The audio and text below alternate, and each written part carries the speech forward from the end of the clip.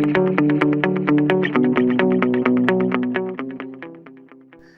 afternoon. Welcome to the Analyst. Today we'll be taking up 7 newspaper articles from the Hindu and the Indian Express and discussing them. The handout for the same will be available in the description of this video for your kind perusal. Please have a look at that. The first article that we'll be taking up is related to insurgency in the northeast, as widespread protests have erupted in Manipur following the discovery of 3 bodies from the Jiri river. The second article is related to G20, as Prime Minister is going to attend the G20 Summit in Rio.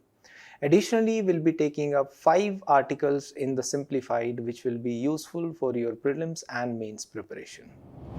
Now, the first article is related to the insurgency in the northeast. The context behind it is the violence in the Jirebam and Imphal in Manipur after the discovery of 3 bodies from the Jiri river in Manipur. So we'll understand the causes behind such insurgency related incidents in the northeast, particularly the 3 states Manipur, Assam and Nagaland.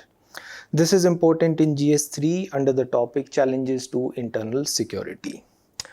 Now, the insurgency related incidents in northeast have been happening ever since independence. There are quite a few organizations which have been formed by the insurgent tribal groups. For example, in Nagaland there is the National Socialist Council of Nagaland. There are 2 factions chiefly of that, the Isaac Moiva faction and the Khaplang faction. Likewise, in Assam, there is the United Liberation Front of Assam, the National Democratic Front of Bodoland. Likewise, in Manipur, there is the United National Liberation Front, People's Liberation Army, etc. So first, let's understand what are the factors behind the insurgency in the northeast. One, the northeast region is ethnically diverse. It has more than 200 tribal groups, of which about 50 are rebel tribal groups. And essentially they are fighting to maintain their own tribal identity, the unique culture and identity that has been a part of their identity since generations. Plus there is the poor economic development in the region, which leads to poor employment generation and a feeling of resentment among the people in the tribal region in the northeast.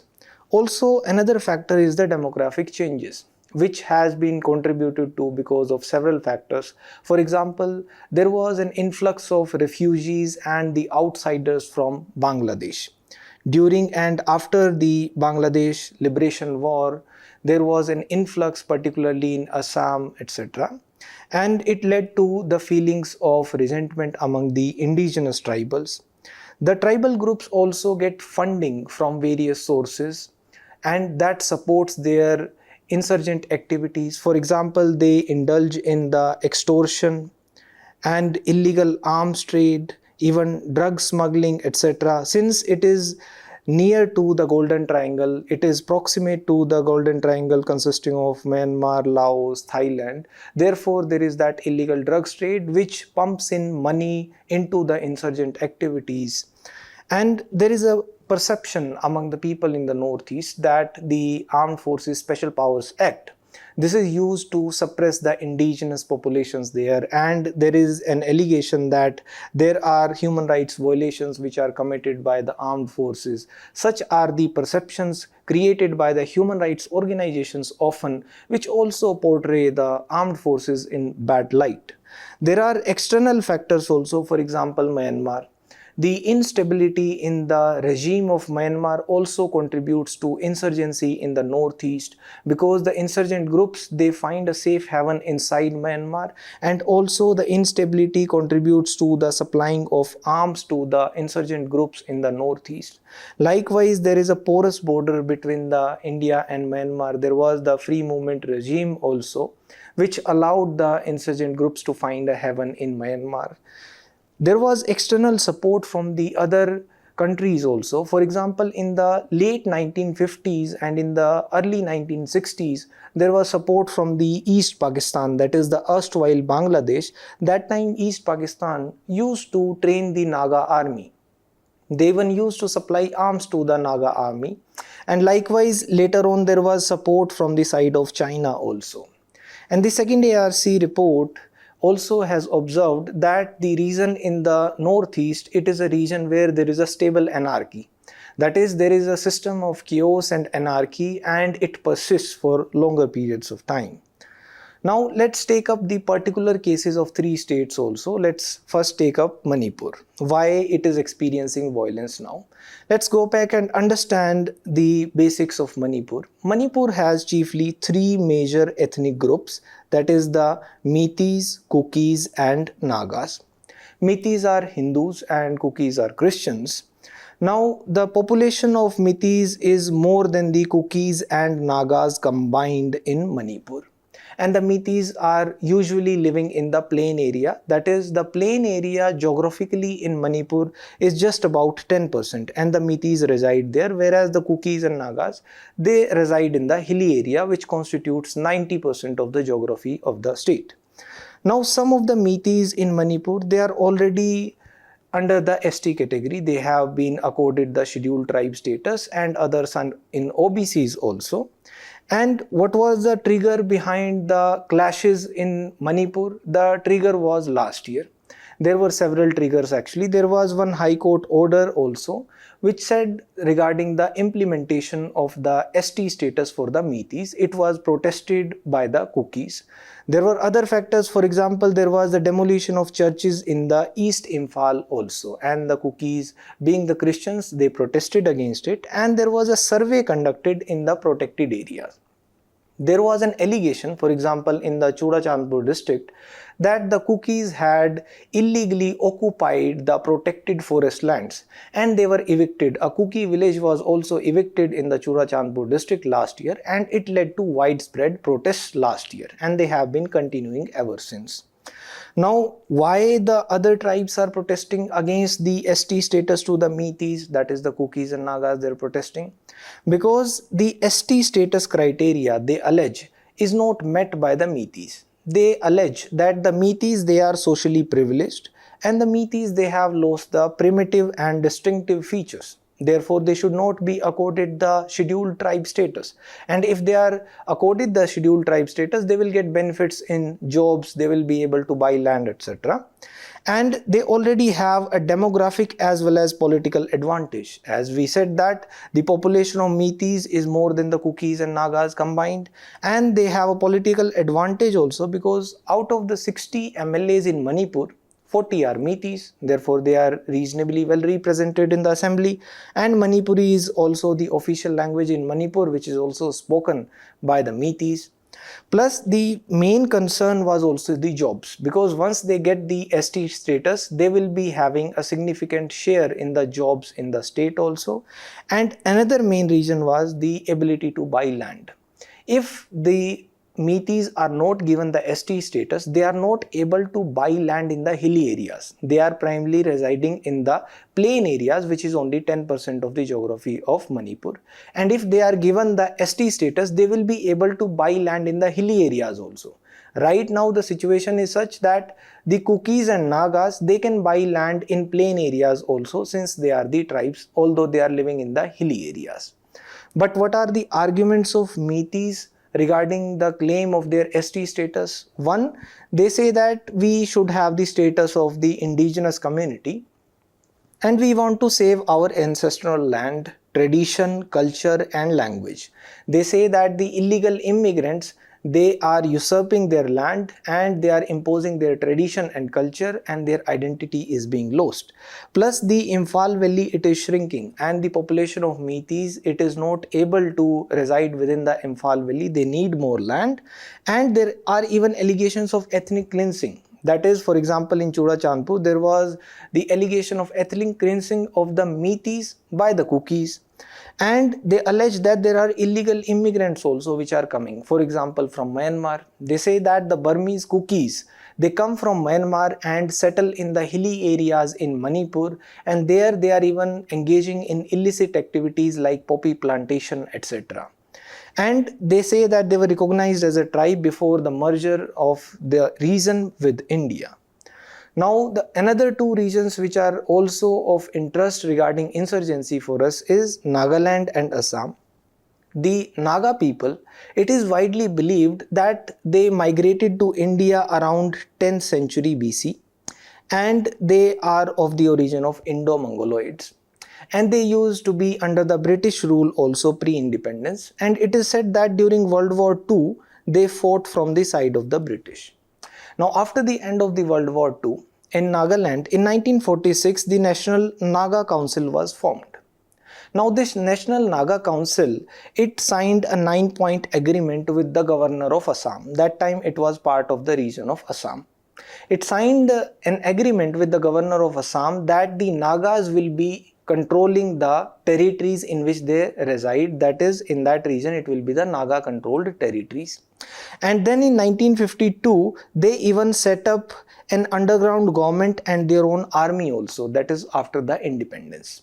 Now, this situation continued and the government of India tried to engage in the peace talks and dialogues and negotiations with them.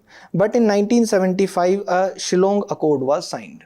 After this Shillong Accord, there was a split in the National Naga Council. It was split into two factions chiefly, the National Socialist Council of Nagaland, Isaac Muiwa faction, and the Khaplang faction. The Khaplang faction was usually more radical.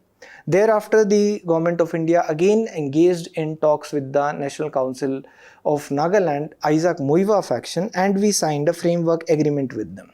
As per that agreement, we recognize their unique history as well as culture.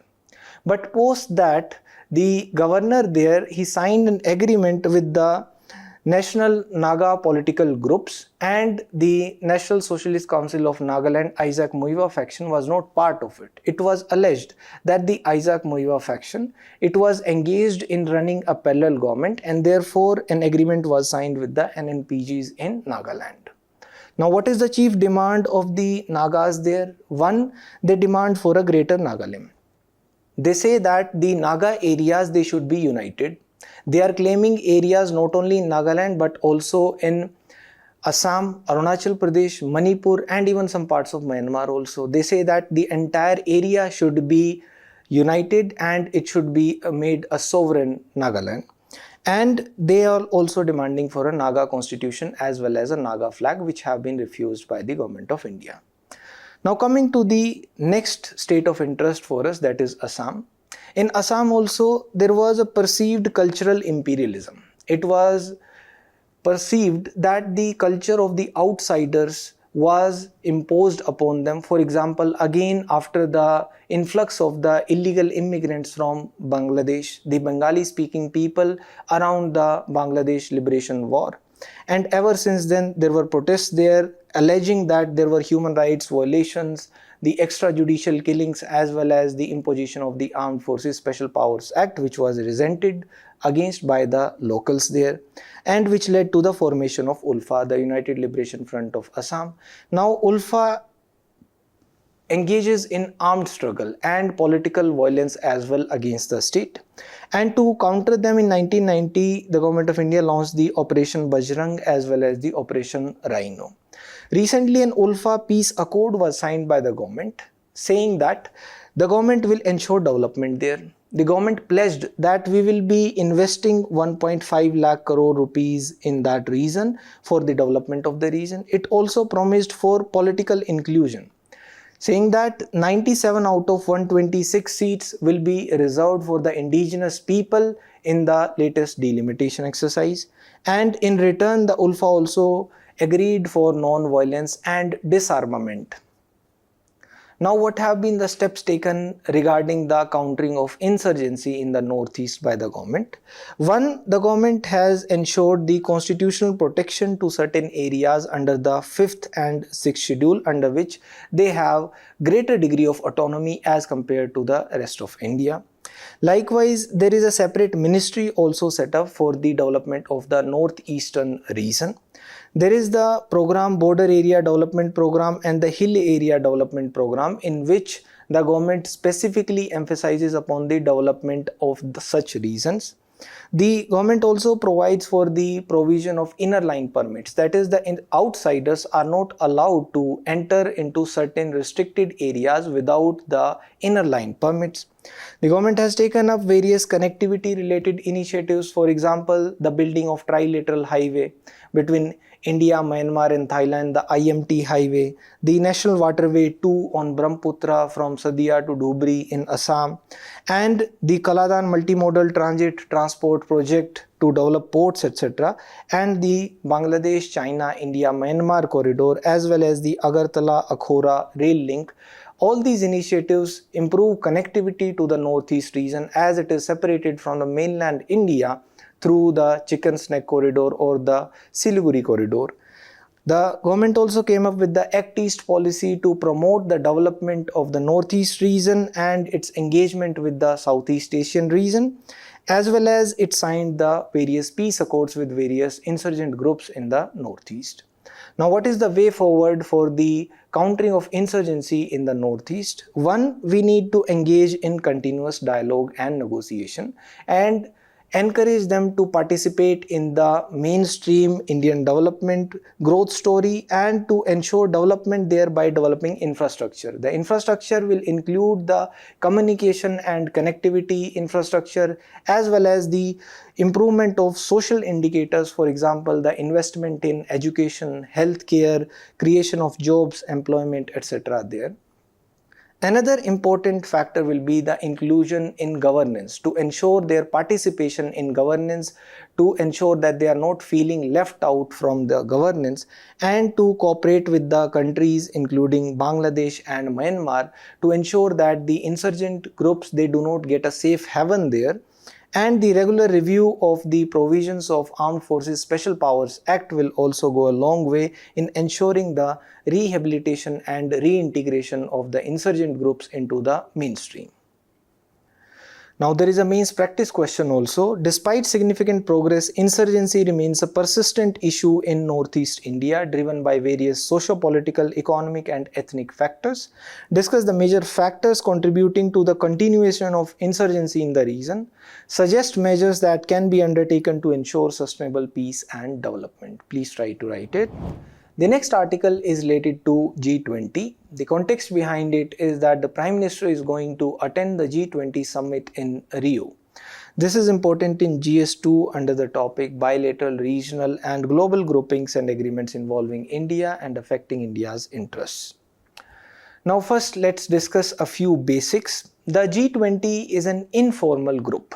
It was formed in 1999 after the 1997 ASEAN financial crisis, and it was serving as a platform for the central bank governors and the union finance ministers of 19 countries plus the European Union to meet and discuss the global financial as well as the economic issues. The countries which are included in G20 are Argentina, Australia, Brazil, Canada, China, France, Germany, India, Indonesia, Italy, Japan, Mexico, Russia, Saudi Arabia, South Africa, South Korea, Turkey, UK, USA and European Union.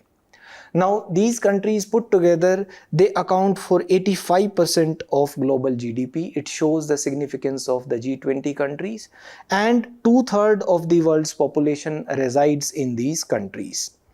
Now, in 2007, around the 2008 global financial crisis, the G20 grouping was upgraded to the head of states level. Earlier, only the union finance ministers and the central bank governors used to meet, and it was a platform for them to discuss the policy matters and the financial stability. Now, the presidency of G20, it is rotated annually. The G20 countries, they are divided among 5 groups, and the presidency is rotated among the groups and rotated annually. And there is a troika also. The troika consists of 3 countries, the president, the outgoing president and the incoming president. Last year the president of G20 was India, and the troika consisted of Indonesia, India and Brazil, and therefore this year's G20 summit is going to be conducted in Rio in Brazil. Now, G20 does not have any permanent secretariat. There are two tracks in it, the Sherpa track and the finance track. The Sherpas are the representatives of the countries who represent their countries in the G20, and the finance track is the meeting of the finance ministers and the central bank governors of the countries. The objectives of G20, earlier it was focused broadly on the macroeconomic issues only. For example, the policy coordination and the financial regulation. For example, the tax avoidance and the base erosion and profit shifting measures which it has tried to counter. But now its objectives have even broadened. For example, it includes climate change, it includes sustainable initiatives, green energy, terrorism, anti-corruption, etc.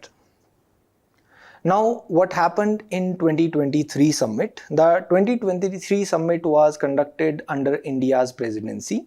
The overall agenda of the summit was green development, to ensure that the climate finance is given by the developed countries to the developing countries, and life, that is lifestyle for environment, to promote sustainability and to promote accelerated, inclusive and resilient growth, to promote progress on the sustainable development goals, to promote progress on the technological side, that is technological transformation and digital public infrastructure, and to ensure the survivability of the multilateral institutions for the 21st century, and to promote women-led development.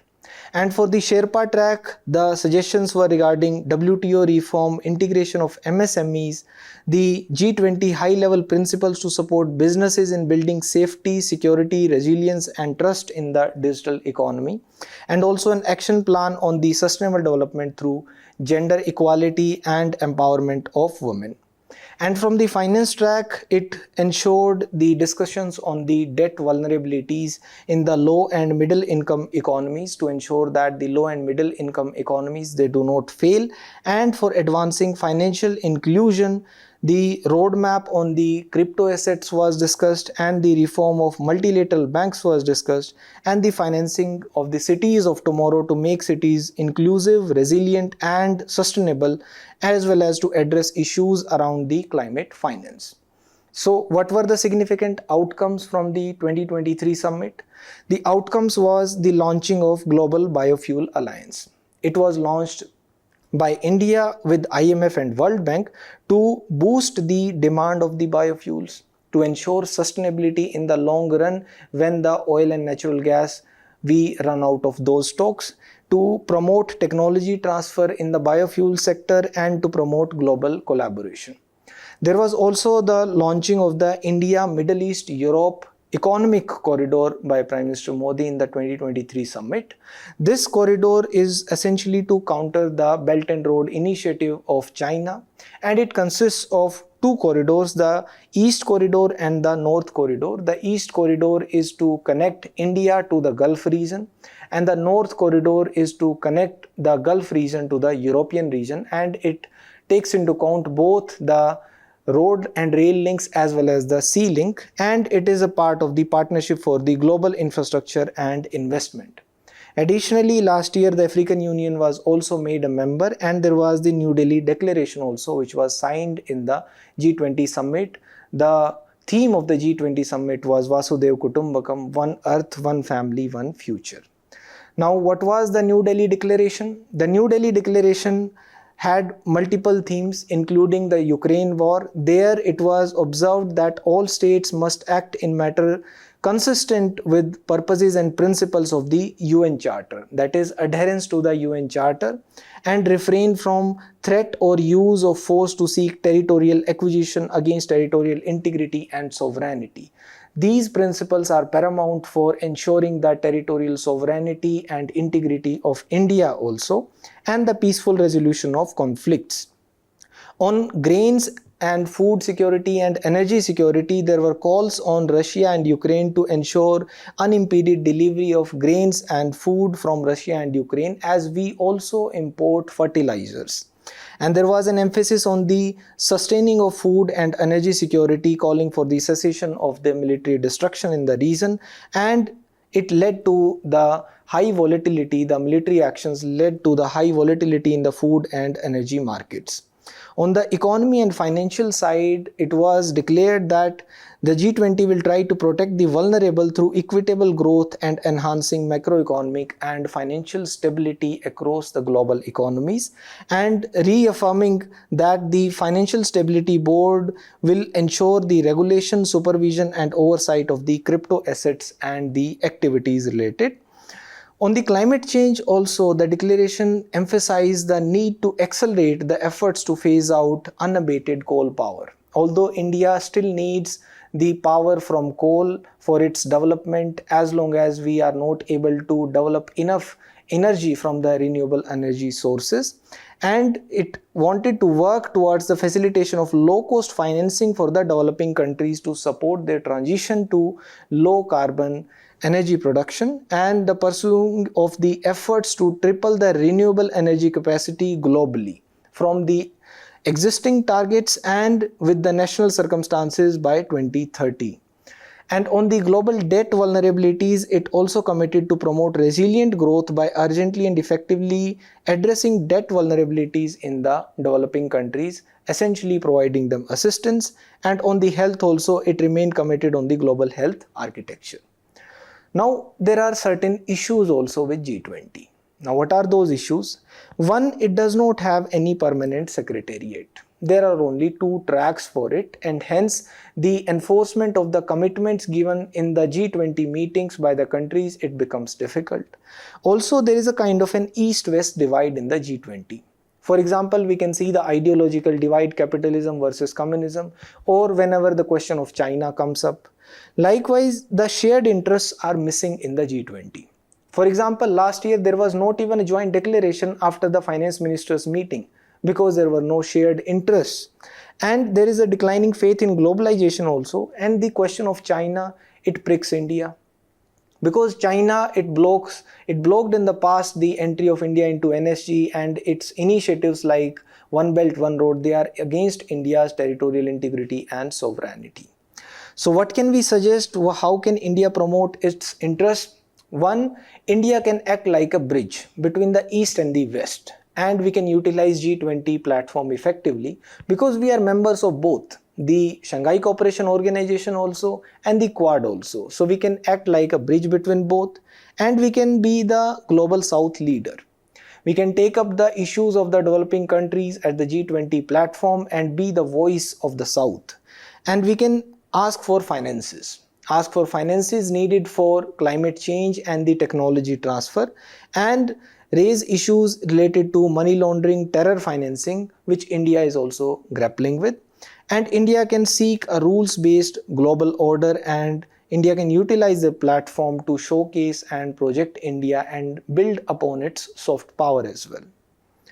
Now, there is a means practice question also. The G20, while playing a pivotal role in the global economic governance, faces challenges related to internal disagreements, geopolitical tensions, and divergent interests among its members. In this context, analyze the key issues affecting the G20's effectiveness. Please try to write it. Now, the next article is related to the overcrowding of prisons and prison reforms. This is important in GS2 under the topic governance. Now, the prisons in India, they are essentially to reform the convicts. We have a correctional justice system, not a retributive justice system.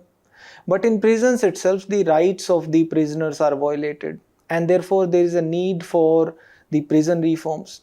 Now, these prison reforms can be undertaken using technology also. The technological advancements, they will be able to improve the efficiency of prisons. But we have a problem of overcrowding in the prisons. That is, 3/4 of the persons in prisons, they are under trials. And if you look at some data, as of December 31, 2022, the capacity of prisons in India is about 4,36,000 inmates. But the total number of inmates is more than 5,70,000. That is, the occupancy rate is 131%. Therefore, the prisons, they are overcrowded by 31% as per the data. Now, the courts have highlighted that we can use technology to reduce the loads in the prisons. For example, recently the Supreme Court said that we can grant bail with conditions to monitor the movement. That is, the under trial prisoners, they can be put under constant surveillance and then released on bail. The Delhi High Court came up with an innovative solution in a case saying that the accused can provide weekly location updates via Google Maps and he can be released on bail.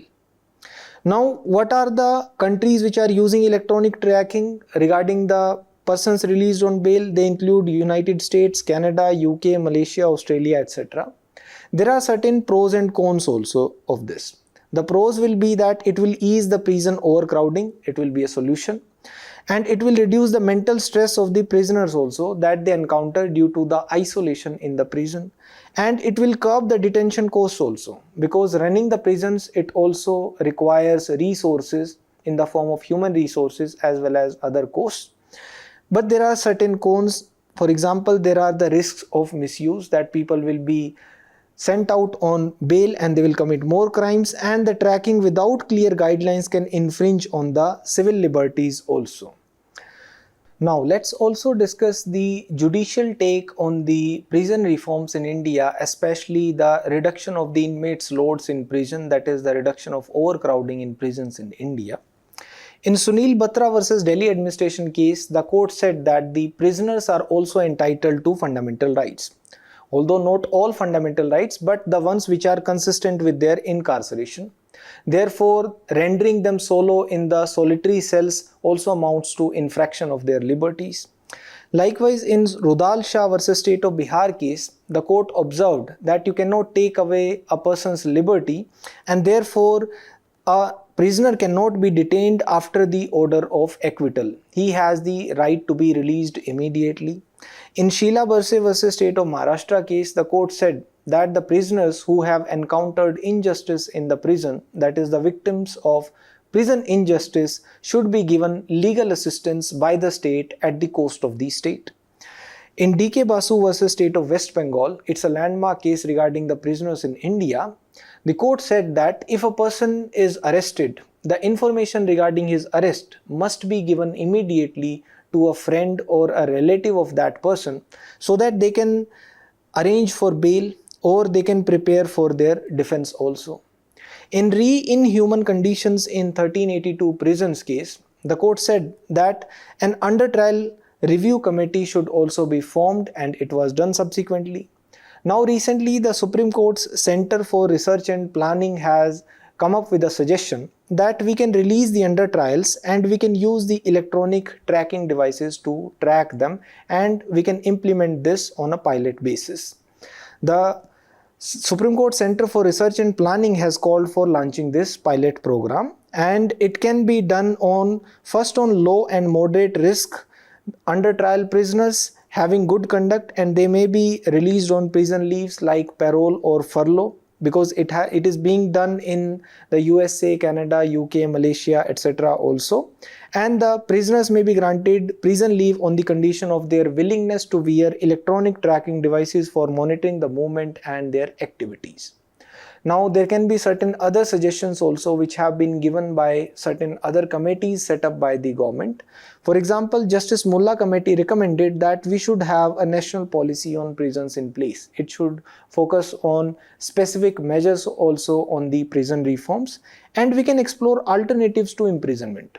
Since the prisons are already overcrowded and our motto is to reform the convicts, why don't we search for alternatives? For example, give them community service job.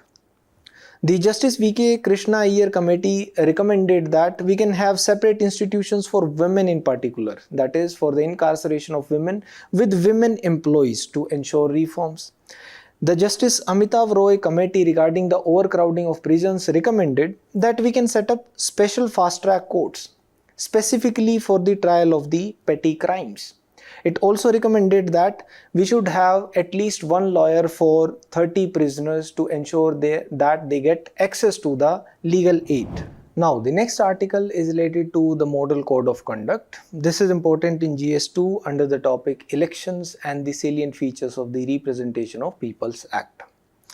First, let's discuss a few provisions of the Model Code of Conduct. As per the MCC, no party should indulge in any activity which aggravates the existing differences. That is, the political party leaders, they should not give such speeches which are causing hatred, which are causing tension among different communities, whether religious communities or linguistic communities, or cause hatred or tensions between various castes, etc. And when they are criticizing other political parties, their criticism should be confined to the work of the political parties, the policies of the political parties, their past record or their programs, etc. It should not be personal criticism of the party leaders. And the criticism of the other parties or workers, it should not be based upon unverified allegations, and distortion of the facts should be avoided. There shall be no appeal to caste or communal feelings for securing of the votes also. The parties and candidates, they should refrain from criticism of all aspects of private life, which is not connected with the public activities of the leaders or workers of the other parties. But there are certain critics of the Model Code of Conduct. For example, it is ineffective in curbing the electoral malpractices, which is often alleged, and as has been alleged in this article also. And the baseless allegations, defamatory remarks are made by the political parties, even the star campaigners also, against the other political party leaders. And there is a lack of legal enforceability. The MCC does not have any statutory backing, and usually it is alleged that it interferes with the governance, because whenever the Model Code of Conduct is enforced, the government is unable to come up with new policies and welfare programs, and the response is usually weak, and the action is usually delayed after usually the elections have already been conducted. And there is a lack of power of the Election Commission of India to disqualify the candidates. It can usually recommend the registration of a case against the candidate, and it is not able to deregister the political parties as well. Now, there have been certain suggestions also regarding the enforcement of the Model Code of Conduct and its effectiveness. For example, in 2013, the Standing Committee on Personal Public Grievances, Law and Justice recommended that MCC should be made legally binding, and there should be a statute for the enforcement of the Model Code of Conduct. The Law Commission in 2015 observed that usually the government which is in power, it uses the advertisements which are given by the government to showcase its achievements. Therefore, there should be a ban upon the advertisements by the government for up to 6 months before the elections, to ensure that there is a level playing field between the party in power and the opposition. Likewise, we can recommend the independence of the Election Commission of India so that it has the teeth to enforce the Model Code of Conduct effectively.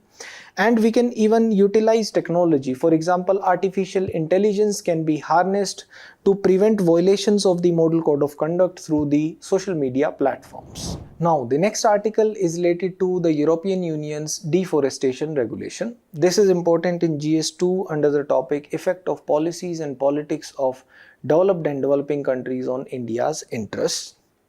Now, what is the Deforestation Regulation of the European Union?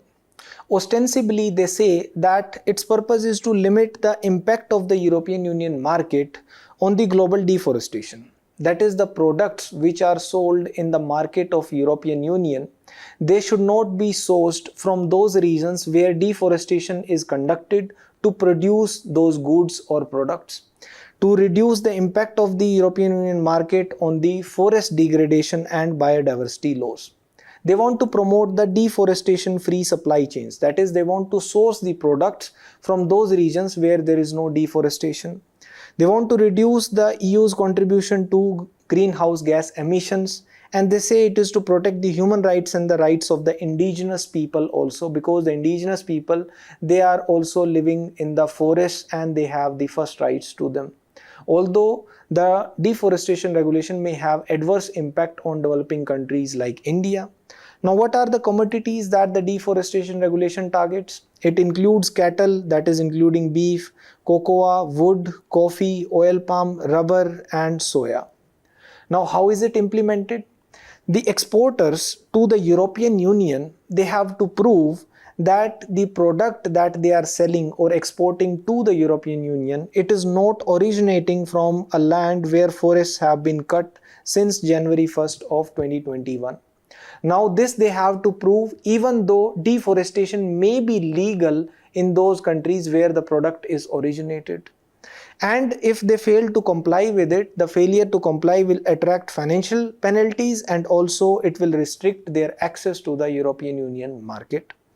Now, it also tries to benchmark the countries. The Deforestation Regulation, it classifies the nations on a three-tier system based upon the deforestation and the degradation risk in each nation. If the risk of deforestation and the forest degradation is high, then the level of scrutiny which will be done by the European Union will be higher. Now, coming to the article, the European Union Parliament has voted in favor of a proposal by the European Commission to delay the implementation of this deforestation regulation. Now, this delay in implementation will allow the growers, the exporters and traders additional time for compliance. Accordingly, the large coffee operators and exporters, they must meet the European Union Deforestation Regulation guidelines by December 30, 2025, and the micro and small growers and traders, they have time until June 30 of 2026. Now, if they are compliant with this guideline, it indicates the growers forest-based coffee produce is legal and not sourced from any deforested land or unethically cultivated. And notably, 70% of Indian coffee is sold in the European Union countries, and therefore the compliance extension will help the growers essentially. India was one among the few countries which grew coffee sustainably. We have been growing coffee under two-tier thick shade of native trees, and our coffee estates, in addition to coffee and shade trees, have diverse flora and fauna also. So it is the most sustainably grown. But there will be challenges in the mobilization of resources to invest by the small and medium-sized holdings to be compliant with the European Union Deforestation Regulation. Now, the next article is related to the violence against the doctors. This is important in GS2 under the topic issues relating to development and management of social sector and services related to health and human resources. Now, what are the factors behind the violence against the healthcare professionals and the doctors? There are a few root causes. For example, the healthcare infrastructure in India is a little weak, and the expectations of patients are not met. The patients expect the doctors to save them at all costs, and when they are not able to, there is violence against them. The out-of-pocket expenditure in the healthcare sector is high in India. And often there is a poor communication also between the doctors and patients, which leads to the frustration, anger and violence against the healthcare professionals. Also, the healthcare spending by the government in India is less than 2%, whereas the WHO recommends that it should be about 6%. And the conviction rate of the patients when they engage in violence against the doctors, healthcare professionals, it is also low. Now, as per a 2017 study, over 75% of the doctors across India have experienced workplace violence. And there was a recent survey conducted by IMA in Kerala, and it surveyed 3,800 doctors across India. It highlights significant gaps in the safety measures. For example, it highlighted that 11% of the doctors who were surveyed, they rated their workplace as very unsafe. 24% of them expressing feeling of unsafe overall. Less than half of the doctors on night duty had access to a duty room during the night shifts. Of these duty rooms, only a third had an attached restroom. Likewise, 53% of the duty rooms were located 100 to 1000 meters from the wards or casualty area, that is, it is not in close proximity, and 9% were located at a distance of over 1 kilometer. Likewise, the doctors reported instances where they were surrounded by crowds while attending to the road accident victims. Usually it happens in the casualty area, in the emergency area. At night, the emergency rooms, they are often visited by drunk and disruptive individuals, and it leads to the verbal and even physical alterations as well. Now, the article highlights that the problem of violence against doctors, it's a systemic one. And the violence usually flourishes when multiple risk factors combine. and they are present simultaneously. For example, the risk factors are overcrowding, understaffing, sparse security measures, perceived or real inadequacy of care, communication lapses, mounting expenses, absence of grievance redressal mechanisms, and the presence of individuals under the influence of drugs and alcohol. And in some hospitals, even the inexperienced doctors, they are posted alone in the high risk areas like casualty and ICU during night shifts, which can be a daunting task. Likewise, there is a lack of basic amenities closer to the wards, which forces the doctors to walk through isolated corridors and across poorly lit grounds. There can be certain solutions also, for example, crowd control and triage, allowing unlimited number of bystanders in the patient care areas. It creates an environment which is prone to conflict. Therefore, there should be strict visitor policies. Likewise, the legislation alone may not be sufficient. There has to be a comprehensive and effective enforcement also. For example, Kerala enacted a hospital protection law in 2012 and updated in 2023, but the problem still persists. Also, the communication skills and the soft skills training for the doctors can also be provided so that they are able to break the bad news to the victims efficiently. Now, the next article is related to the Riyadh Summit and the Gaza war. This is important in GS2 under the topic Effect of Policies and Politics of Developed and Developing Countries on India's Interests. Now, this article presents a good picture of the current situation in the Middle East. Before the current Gaza war, the Arab countries, they were in the process of normalization of their ties with Israel. For example, the signing of Abraham Accords by the UAE with Israel. But after the Gaza war, now the Arab countries have been forced to take a stand in favor of Palestine and have been asking for the creation of a separate Palestinian state before the ties with Israel can be normalized. Now, Saudi Arabia hosted a summit of the leaders of the Arab countries and Islamic countries to discuss the Palestinian question. And this summit demanded an immediate end to Israel's military aggression on Gaza and Lebanon. Now, this summit has used rather harsh words on Israel, calling out the crimes of genocide, the ethnic cleansing being done by Israel in Gaza, and the shocking and horrific crimes.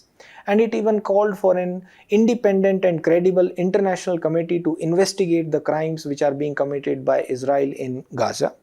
It asked for the establishment of an independent and sovereign Palestinian state on the lines of 1967, asking for a two-state solution, as was the reference in the Arab Peace Initiative of 2002 also. The Arab Peace Initiative had promised recognition to Israel in return for the creation of a Palestinian state.